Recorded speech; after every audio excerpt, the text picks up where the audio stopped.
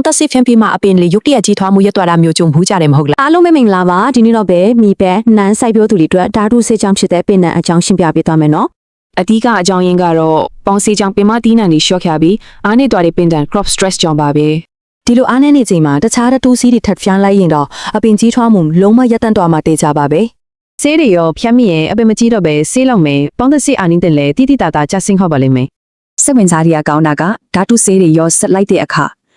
pH ပမာဏပြောင်းသွားပြီးဆေးအာနီးတင်ဒီပြက်ပြလဲသွားတတ်တာပါပဲ။ဒါကြောင့်အဓိကအပင်တွေနားမှာကြမ်းဖိပြီးပေါင်းပင်တွေလည်းမသေးဘဲဆုံးရှုံးမှုနဲ့ဆဖြစ်သွားတတ်ပါတယ်။ဒါကြောင့်အရေးကြီးဆုံးစီမင်းကတော့ပေါင်းသက်ဆေးနဲ့ရွက်ဖြန်းအားဆေးကိုလုံးဝ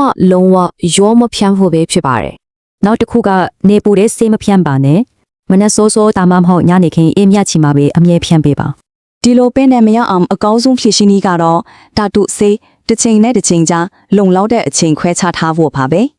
မထားရမယ့်ရွှေရောင်စီးမြင်းကတော့ပေါင်းသက်ဆေးဖြန်းပြီးရင်အနည်းဆုံး9ရက်ကနေ9ရက်အထိဆောင်ပေးဖို့ပါပဲအထီရောက်ဆုံးတဲ့အလုံးချုံဆုံးဖြစ်ဖို့ဒီအချိန်စရာလေးအတိုင်းတေးချလေးလိုက်နာပြီးဆေးဖြန်းဖို့အရန်အရေးကြီးပါတယ်လွယ်လွယ်မရရင်ပထမနေ့မှာပေါင်းဆေး9ရက်မြောက်မှာပိုးဆေး9ရက်မြောက်ကျမှအားဆေးဖြန်းမှာနော်ပိုးမွားအရန်ဆုံးနေရင်တော့3ရက်အကြာမှာပိုးဆေးဖြန်းနိုင်ပါတယ်ဒါပေမဲ့တတ်မှတ်ဆေးနှုန်းထားကိုတော့လုံးဝမချော်ပါနဲ့တတိယမှာကပေါင်းပင်မှာအရွက်2ရွက်3ရွက်ထပ်ပြီးမြေဆိုးစွနေချိန်ဖျားတာအကောင်းဆုံးပါပဲဆေးဖြန်းပြီးအပင်တွေဝါဖြိုးဖြစ်နေရင်ဒါဟာပေါင်းသက်ဆေးရဲ့ပင်တန်းကိုခန်းစားနေရတော့ပဲဆိုတာပြနေတာပါဒီတော့9ရက်ပြည့်အောင်စောင့်လိုက်ပါပြီးမှအပင်ပြန်လန်းလာဖို့အမိုင်နိုအက်ဆစ်အားဆေးလေးဖြန်းပေးလိုက်ပါ